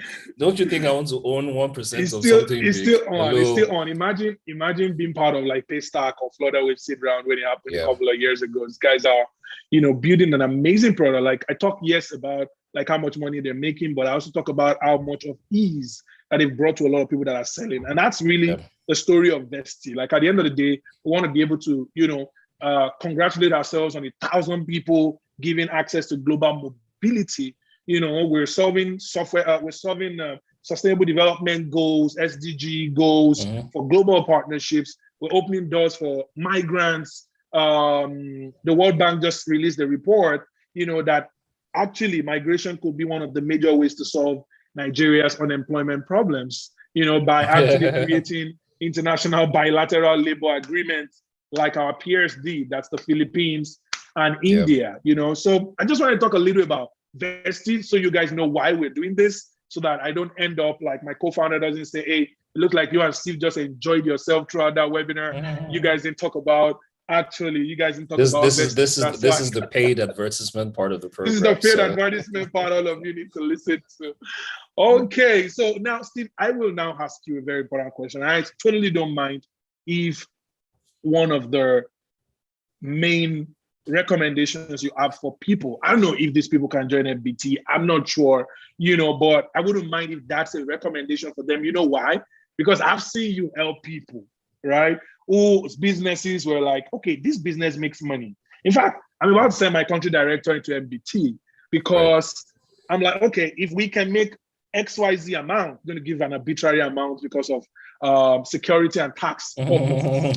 So if you make 20 Naira, you successfully know that this business makes 20 Naira. What MBT essentially does is shows you how you can make 200 Naira from that same business, because it's clear that the business works, So I don't know whether you wake up the dead in that business, because Tricia Biz was saying yesterday that coaches that give you the exact amount that you're going to make, they are not coaches, they are 419ers. But because you can't wake it dead, like, I don't know whether you tell us whether you actually wake dead business, because there are people on this webinar who already have learned, they've watched all Amusan's webinar, but he fails to tell them how to get the money to actually migrate. So I thought this would be a really good part to like give you the floor to share with us some of those things you've learned from selling campus dropout to corporate sellout in the way you did, and the book itself was a sellout, correct bestseller, and doing all of that, and more importantly, evolving yourself from someone who was just, admired and appreciated by enterprises to the kind of person who can lead B2C markets and be like the most likable person. You know what I'm saying? Like, that is so cool. So I'm going to give you, I know if they give you 2 hours to do this, you will. No, don't worry, because I'm gonna respect your time, definitely. But thanks for the opportunity, and I say this because we have come a long way. For many of you who probably may not know, I don't have a college degree, so I'm a 2-time college dropout. But that is the least of my qualifications, to say the least. But in the Lord knows how many years since it's been, maybe 15 years since I dropped out of school, I've been privileged to serve as a consultant, executive coach, business strategist for many, many organizations, banks, manufacturing, oil and gas, tech, the list is endless. And now my passion, so to speak, is helping businesses, B2Bs, smaller businesses. And for me, my passion is just to help them become marketplace Goliaths. And I started MBT because, in 2010, I left my job by divine instruction. Everyone has their own way God talks to them. And I left under divine instruction, but it was the worst time of my life to leave, because at the time I left, I literally had 20K in my accounts, and my wife was pregnant. My rent was going to be due in another 3 months, and I was scared to death. And I had to obey, so the day I finally obeyed, I had 20 grand, and I'm sitting at home and I'm scared to death, looking at my wife's tummy getting bigger by the day, wondering how I'm going to take care of her and a baby, soon to be born, and with rent on the way. And I'm sitting down and I'm like, God, please, you got to show up, because there's no plan B. You know what I mean? I can't leave my job and then go and get another job because I have a CV. I don't have a CV. I don't have a resume. I don't have a degree. So, that door is closed. So we must make it happen. And after 3 days of sitting at home, I had 17,000 naira, literally. And I'm like, Lord, something's got to give, and we started having a conversation, a repartee, where he asked, if you could make any amounts of money in a year, how much would you like to make? And, imagination is free. So I said 88 million there. I just wrote it down, 88 million bucks. How do I make 88 million bucks? And then I sat down and I started thinking, okay, what gifts do I have? What abilities do I have? And at the time I wrote, consulting. I'd been a consultant for 5 years. I wrote management consulting experience. I just got certified as a life coach. I wrote life coaching. I had an idea of writing a book, so I wrote that down. Long story short, I said, if I could get 10 clients to pay me 5 million in the course of 1 year, I'll make 50 million. This my book. If I sell 1,000 copies at 3K, I'll make 3 million. I shall broke it down to 88 million. But then I have 88 million naira in heavenly places, but 17,000 naira on the earth. I'm literally here, and I have 17 days, so to speak, to turn my life around. Thankfully, before the 17 days were over, I got an invitation to speak, to do some consulting work for clients, and they paid me 250K. So that 250K shall bought me 250 days at 1K. But long story short, Shola, in 10 months of sitting down and looking through my gifts and working them, I made 17 million naira. I didn't have an office. I didn't have staff. I didn't have nothing. That book that I said I was going to sell 1,000 copies, I sold 3,000 copies. Do you get what I mean? Things just went very well, and I made 17 million naira. And the epiphany that I had was, it is so easy to make money. How come people don't know? But I said, let me prove this, my concept, just in case it's a fluke or just God had decided to have mercy on me. Let's see if I can replicate it again. And so I set a challenge to see if I could replicate my efforts. And the next year, my business did 52 million naira. I had 2 staff. My business did 52 million naira. And then I said to myself, okay, now I understand it. Now I can teach it. And I started, seminars and coaching and, master classes to just teach entrepreneurs these things that I know. And it's been perhaps, I don't know, maybe 10 years since that journey began. And particularly over the last 1.5 years, where I now decided, because I was having so many people just come into the program and have success, I now needed to be able to measure and say, okay, you know what, let me set a goal to see. I want to know how much people made through this program. And like I said, in the November 2020 program, 200 entrepreneurs generated 756 million. In the February 2021 program, 230 entrepreneurs did 1.67 billion naira. We are in what month are we? We're in July now. The July program, so far 120 entrepreneurs, 3 weeks in. I don't have results. We're having a session tomorrow, so I'll have the updated numbers. But as at 3 weeks in, they've done about 638 million naira. And one of the things that I find that the big problem that most entrepreneurs have is they are not able to communicate the value they deliver. That's the biggest problem. Being able to communicate the value you deliver in a way that makes the customer say, I want it, right? And so that's the biggest problem I find. And I find that the moment you tweak your proposition and say, this is what we're about, and this is why you need us, right? All of a sudden, something switches, right? Another thing that I help them do is, how do you get attention from the marketplace? Recognizing that you are probably in a saturated market. I talk to them about owning an emotion. You know what I mean? I say you must own an emotion in the minds of your customers, right? So there's a metaphor. I teach something called economic Bible studies, where I just find a scripture and I just distill business principles. I don't know, I'm 50% Igbo, so that Igbo side of me sees money, right? But I remember once I was teaching about positioning, and I was teaching about owning emotions. And I said, right, do you know that? And I taught a framework called branding and positioning secrets from the devil. I said the devil is a master at branding and positioning. And this of course will offend people of religious sensibilities, because especially if you're Christian, most Christians are afraid of the devil.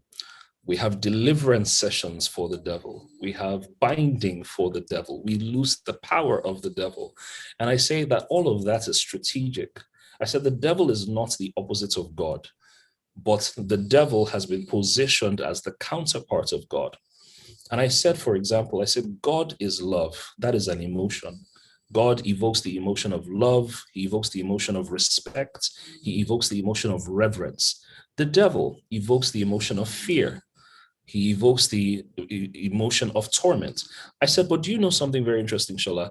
That the devil, right, is an angel. No Christian, as far as I know, is afraid of Angel Michael. They're not afraid of Angel Gabriel. They're not afraid of Uriel, Raphael, name all whatever angels they are. Angel Tola or Angel, they are not afraid of any angel, right? But they're afraid of the devil. And I say, why are you afraid of the devil? The devil has been positioned as what I call a category of one brand, right? The devil has positioned himself. He has elevated himself. So guess what? The devil is an angel. So I say it like this. The devil is a bad angel with good PR. He's a bad angel with a good PR company. Do you get what I mean? The PR company has sold that he is a category of one. He is now equated in the same breath. In fact, people fear the devil more than they fear God. I dare say people even fear the devil more than they love God. Do you get what I'm saying? Which is why we have deliverance services, binding, loosing, casting this. Village people will never come. All church programs are devil. all centered around the devil. But we're probably devil's PR agents, actually. Do you understand what I'm saying? And guess what? The devil has not told his side of the story. He has not written his book. Do you understand what I'm saying? God is an author. The devil does not have a book, so to speak. God has an organization. The devil has not, so to speak, openly. Do you get what I'm saying? God is overt. The devil is covert, so to speak. Do you get what I'm saying? So my point about this is, if you there's nothing wrong, for example, for an entrepreneur, for a business to position themselves as, for example, the devils in their field. So in my space, as a coach, as a thought leader, as a personal development expert, as a business strategist, I looked at it and I said, which emotion do I want to have? And there are 5 emotions. People can love you, they can hate you, they can love to hate you, they can hate to love you, or they can ignore you. I'll say that again. They can love you, they can hate you, they can love to hate you, they can hate to love you, or they can ignore you. And I said to myself, I want to fall in the category of love to hate and hate to love.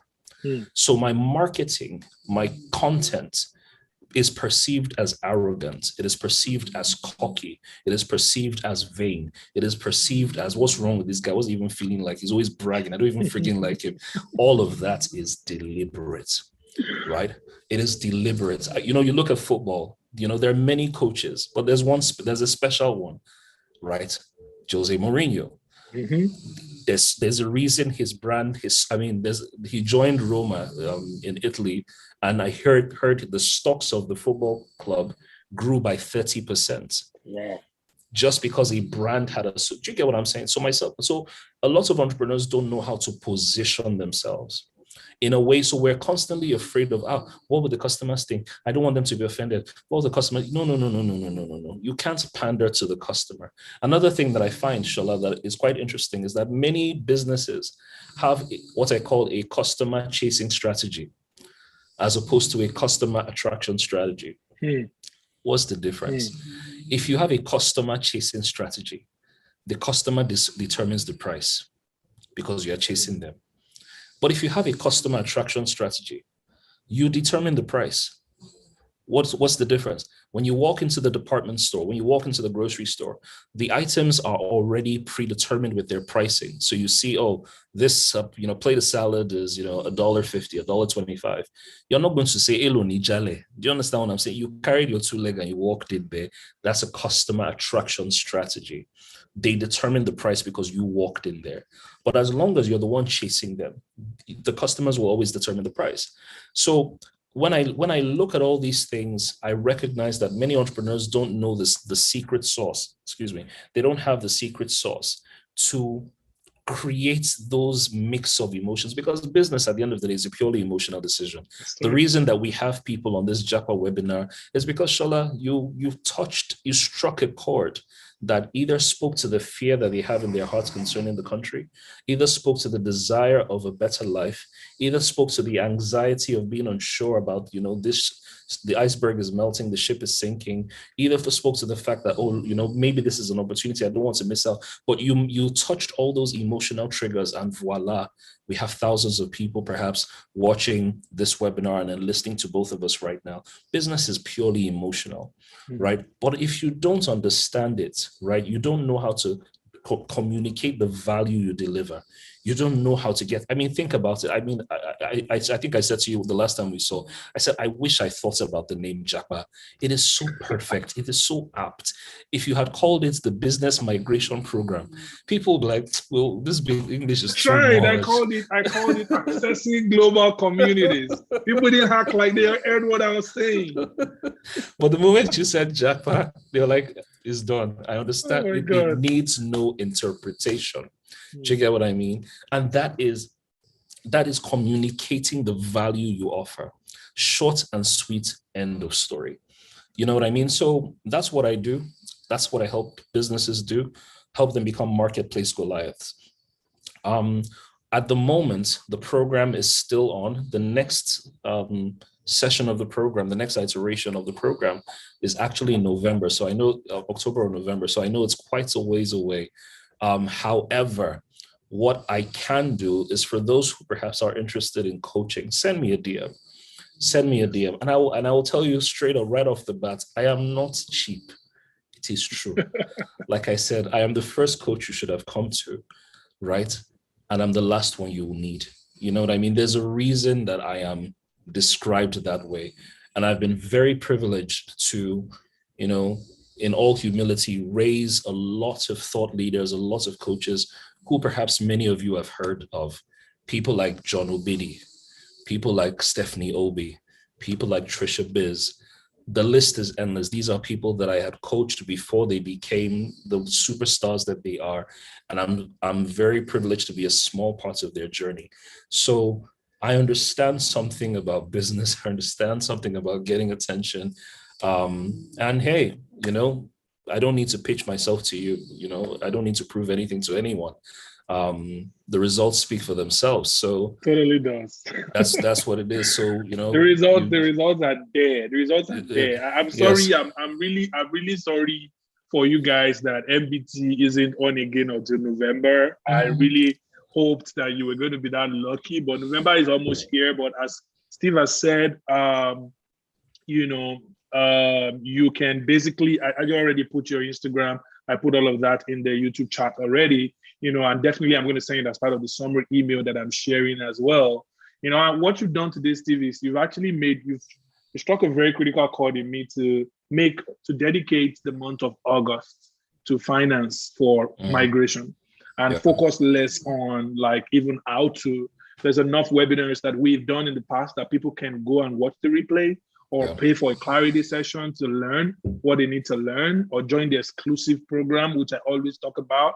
I know the people here are currently on a free migration Telegram group. If you're not there already, please, it's inside the Vesti app. Just click on the migration icon. Just click on the Telegram icon. It'll take you to the group. All right. And if not, just send an email to help@wevesti.com. So I'm thinking of dedicating the month of August to finance for migration, and just like, okay, enough of all these people that we have trained who don't have, or who have shown the way or been able to demonstrate how to get these things done, but who are still trapped with their issues in their finances. But the things that Steve has spoken to you about today are not just going to help you to make your migration decision possible. They will make you stand out when you get to whatever country you're going to, because we're not going to any country to go become second-class citizens. Let's forget all that crap they say. Even in Nigeria, you're a first-class citizen. Like, seriously, like, you're watching me right now. They say, hey, you go to America, go become second-class. In Nigeria, that you are, can you walk into Aso Rock? You're pass. It's not even see. There's first class, second class, third class, 2, 1, 2, 2. Do you understand? You're like, let my people go right now. Let my people go. So it's really about just becoming that person of value that, regardless of what country you find yourself, you'll be able to understand what it means to how to make money, how to really make a livelihood, and beyond that, fulfill purpose, do more. Start a foundation, give to people, invest back in Nigeria, like the kind of things I used to dream about that I couldn't even think of actually implementing, despite the fact that I was a senior manager, at Microsoft in Nigeria, leading the philanthropist role. I can do much more today. I can give more to people. I can build a university. I can do all of those things today.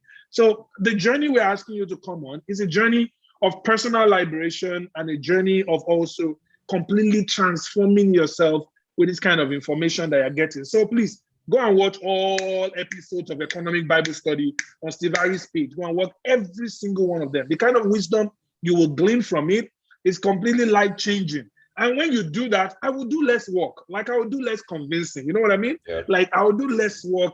You will be able to, by the time you add that value to yourself, making a decision on where to go, how quickly you need to do it, what to do when you get there, how to make sure you can take your family from that point that Steve was elucidating about the other time to the point where you can be the guy people look up to and they're proud to be associated with. This is the overall, holistic value that we're trying to present through this webinar. It's not just about, hey, move abroad. It's also move abroad and be all that you want. What would be my value if then I leave Microsoft as a senior manager in Nigeria and I move to the United States and I can't associate with the kind of people that connect with me? The moment I got here, I joined the Global Shapers community of the World Economic Forum, started volunteering for Microsoft, won a fellowship called the Acacia Circle, went to speak at Sam Houston State University, courtesy one of our mutual friends, Major Adeleke. Like, there has to be more. A friend of ours just moved to Atlanta, Georgia, is speaking in Houston next weekend. That's what it is. It's not just, you make a decision to move and then that's the end. And we're not, as we said, we're not speaking against anybody's hustle, but we're saying that this global penetration, this global growth, this global, it should be the focus, not just getting on a plane and landing anywhere that there is power and there is, internet access. There's lights, internet, and there's lights. You have to be landing with your mission, landing with Microsoft did not leave America to have a branch in Nigeria. Coca-Cola did not leave America to have a branch in South Africa. They expanded their work and they learned all of these critical principles that we've shared with you. If you are not ready to grow on the path of this personal development as you get it on, if you're one of those people who talking down people that are giving self-help, Nigeria is so depressing. And this, that's one of the things I want to talk about before we go. And we have the chance, nobody else, we have the floor. We can say whatever we want, right? On this issue of people speaking against people who provide self-help, I can't wrap my head around it. I cannot. Steve, I know your story. I've read your story. I've been around you enough to know, like, the kind of, when you describe how low you've been, Steve is not the same. Me, I was not low. Me, I was eating the dust. You don't understand. Like, where I was underground. Where we grew up was different. How can you say that people who told us that self-esteem was important, that it was important to have a positive self-esteem, that decision-making was the best? How can you say that? I was 19 listening to Fela Durotoye in a community where everything around me was going to push me to the ground. And listening to these people changed my life. And you come and say, oh, he just said aspire to perspire. You must be joking. You're Like literally, insane. you must be joking. That's what you call Ajabota baby. Did you hear that English? Daddy, that's it. It doesn't come by it's exposure and environment.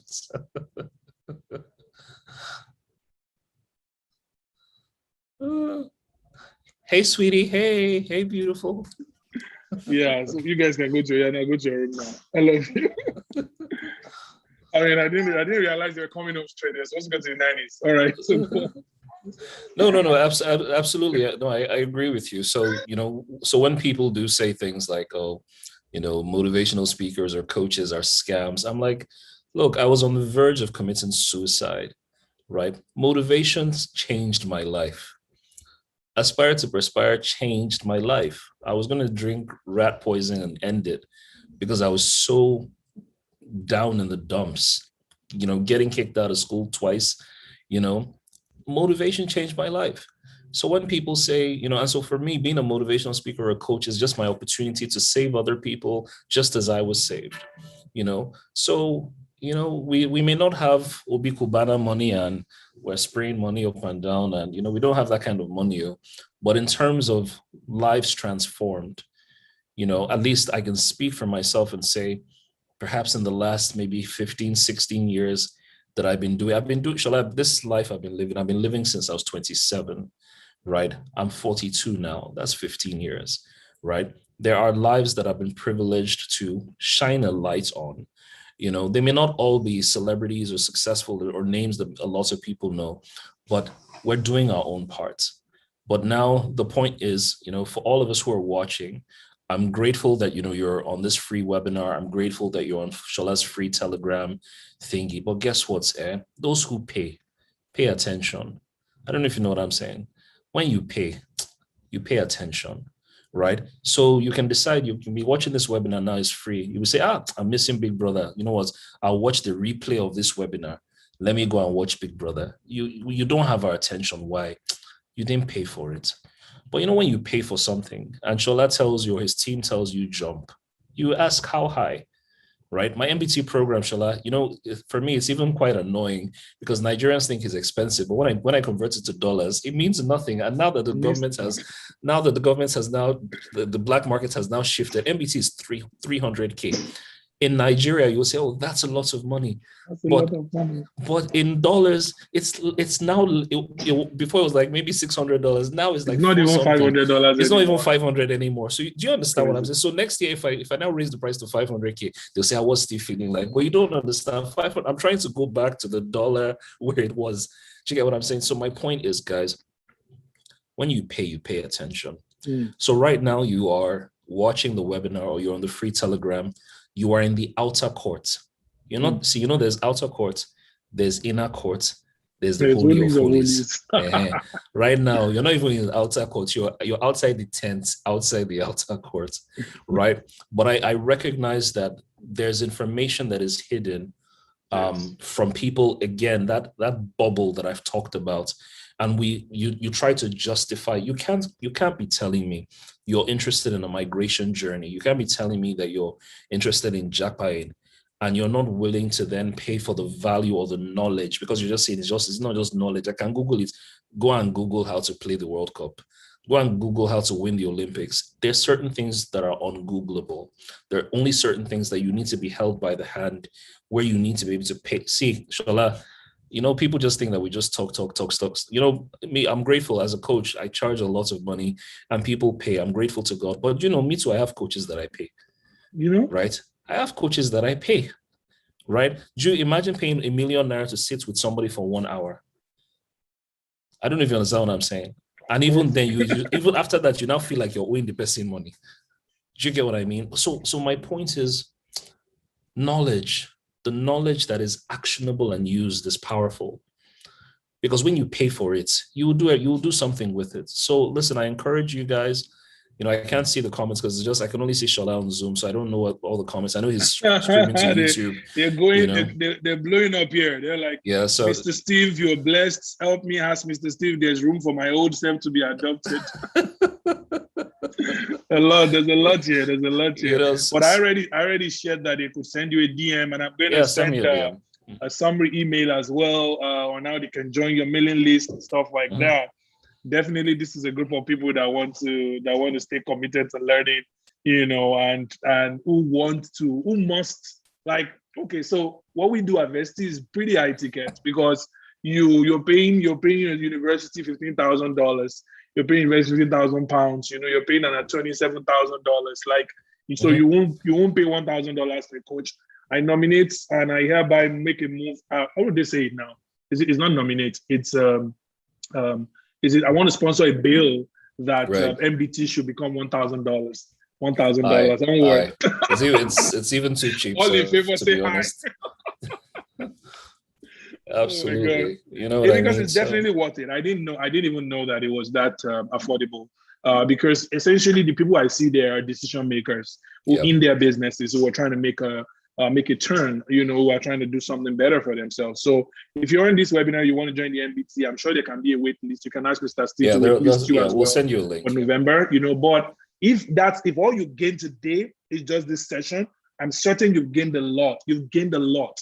And all of it will amount to labor loss if you do not itemize the specific things you're going to do. First of all, make sure that you convert your earnings and your money to USD. Determine which countries you're going to move to, get skills that are transferable, start as much as possible, finding ways to be able to make that transferable skill bring you money, bring you USD even while you're still in Nigeria. Make a decision to go global, all right? And then join the Vesti exclusive. Don't just sit down there in the outer court, as Steve has said. Join Vesti exclusive, because it gives you the ability to private message me. Like, sorry, Steve, I'm also learning a lot from you when it comes to this. I don't take private DMs on Telegram. I mean, 8,000 people, everybody trying to tell you their personal stories. Put it in the general group. You want some privacy? Then join Vesti exclusive so you can ask private questions. And it's ridiculously cheap. It's just 50,000 naira for the whole year. Ridiculously cheap. The goal is we're just asking you to make a commitment so you can get access. And I stop marketing it because it's right inside the app right now. If you find it there are certain things you're trying to do. You want to get webinar replaced. It gives you access to all of that. Yeah. It gives you access to all of that. What clarity sessions that should have cost $1,000, you can ask questions and just gain the clarity that you're actually looking for. Let me even say this, even as I know that our time is up, but let me say this, right? For a lot of us who are watching, you need to remember that stop converting things to Naira. That you need to train yourself to stop doing that mental calculation.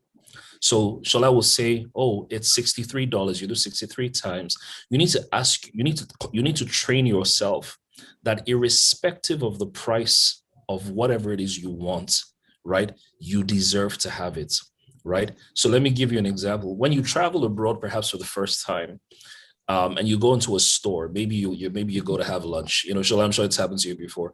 You guys go to buy burgers and fries and McDonald's, and maybe it's like $13.99. You're like $13.99 times 13, that's 14 times 500. That's like 8K. Like, for what now? I should just use this money to see. You know what you've done? You have transplanted poverty from Nigeria to America. It is in your software. It is in your DNA. You know what I mean? And trust me, a lizard in Nigeria doesn't become a crocodile in America. That's not how it rolls. If you have the same software that has conditioned you to, how much is it? Let me do the math. And you're saying, 50K is too much. 50K is too much. 50K divided by $500. How much is that? That's like $100. That's $100. It's less than how much you spend on Netflix for the whole year. It's less than so many things. It's just for you, man. It's just for you. Tonight, I want to use this next 3 minutes just to especially appreciate Steve. Thank you so much for obliging us tonight. Listen, if they were, in Nigeria, the way they have A-list, right? A-list artists and everything. Steve is A-list, like so many generations. John Ogidi has coached other people. Ista. Star, you know? So Steve has coached so many people you know, who have coached other people you know, who have coached other people who are probably selling products to you right now. You know what I mean? Yeah. You know, so sometimes I even find it slightly insulting when you have to like Steve to reel out their profile to say, oh, what you've done, because it's out there. The work, if he has to explain it, that means he hasn't done the work. The work is out there and it speaks for him. And you would be, for the next 2 weeks, you are not done consuming materials that are on Steve's program, but that is just the tip of the iceberg from getting into a program that will revolutionize the way you think, revolutionize your business, transform what you're trying to do, okay? So thank you once again for joining, despite the fact that this is supposed to be like a really personal time. I see people already sending messages for Vesti exclusive. You know, thanks to all of you for joining and for being part of this. I decided not to use slides today. We used slides the last 2 webinars, but I'm like, hey, let's talk to these guys like as it is, man. Yeah. You know, there's something they call death by PowerPoint. We don't want to kill you with PowerPoints. But in the month of August, look out for it. Once I catch my breath a little in the first week, from the second week of August, we'll be moving on to finance. Perhaps my co-founder will come on a session as well, specifically guiding people on US visas for education, because he's done his master's in Pace University in New York, and he knows, he's advised a lot of people. So watch out for that. Abimbola Amusan is also my brother. You know, we've known each other for over 20 years now. You know what I'm saying? Like, he's my brother. So, yeah. So he's definitely coming on to do some sessions in a couple of weeks. But thanks to all of you who have been a part of this tonight. And thanks for staying up until this time. We had over 600 playbacks, you know, tonight. I wish there was more, but for this group that is here, what matters to us is that we're able to touch somebody's life and we're able to give somebody the clarity that they need. We want you to like text us and be like, I just arrived in Australia, or I just arrived in the United States, or I just won this award in New York. You know, I just joined this education district as a teacher in Mansfield. We want to see that. We want to hear this news, because that's really the proof of all the efforts that we're making. So once again, thank you so much for joining. I'll give you 1 minute back to do whatever it is that you want to do. And thank you so much, Steve, for making our time to be here. I do not take this for granted at all. And once again, thanks everybody, and we'll have a wonderful, wonderful, wonderful night as we end the stream. Thank you, Steve.